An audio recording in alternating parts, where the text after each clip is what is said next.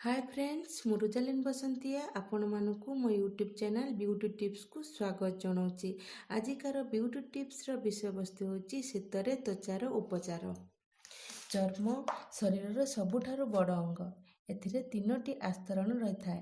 बहिर्चर्म, मध्यचर्म, अंतचर्म। चर्म को सुंदर रखिबा समस्तंकर इच्छा। तेबे शीत ऋतुरे परिवेश प्रदूषण तथा पवनर धूली धुआं आदि बहिर्चर्म को शुष्क कर देता है। यही कारणरू मुहरे कला दाग पड़ी थाए। अत्यधिक खरार भी मध्यचर्म आक्रांत होता है। यह व्यतीत चर्म को सुस्थ रखा लगी सुषम खाद्य खाइबा, व्यायाम परिश्रम करिबा, 10 ରୁ 12 ग्लास पानी पीवा, दिन को 2 ରୁ 3 थर मॉइश्चराइजर लगाइबा उचित। ठंडा पानी रे मुह धोइबा मध्य भल होता है।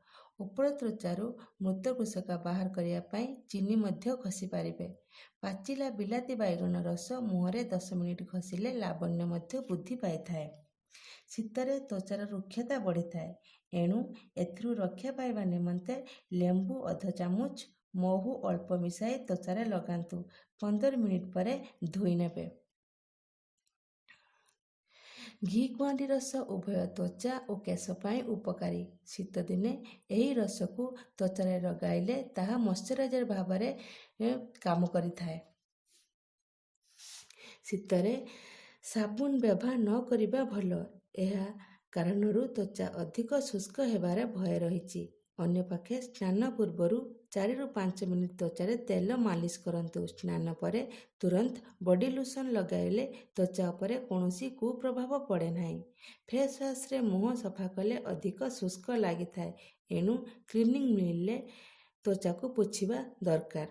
अन्य एक कथा शीतरे प्रकोप बढ़िया परे मध्य जेपरि हेले सप्ताह 2 ରୁ 3 थर त्वचा को स्क्रब करिबा जरूरी। यह त्वचा को मृत कोशिका दूर करिथाए। गरम पानी रे स्नान न करी बरं नख उषुम पानी रे स्नान करंतु। कारण गरम पानी रे स्नान कले त्वचार प्राकृतिक तैल ह्रास पाई थाए। शीतरे आमे किपरि पादरे जत्न नबा।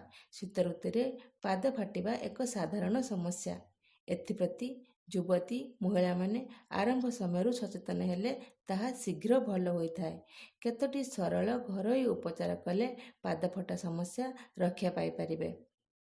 राति रे पाद को भल भाव धोई नड़िया तेल को मालिश करंतु। एहा परे सॉक्स पिंधि नियंतु।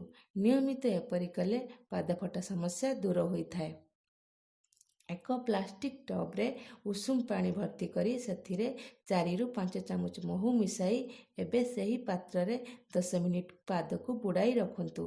सप्ताह 2 थर एपरि कले पादर समस्त मैला दूर हेबा सह कोमल मध्य होइथाए।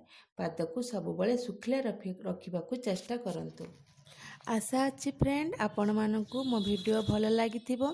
जदि आपण मानकू वीडियो पसंद आसिला ताहले वीडियो को लाइक शेयर कमेंट करिवे।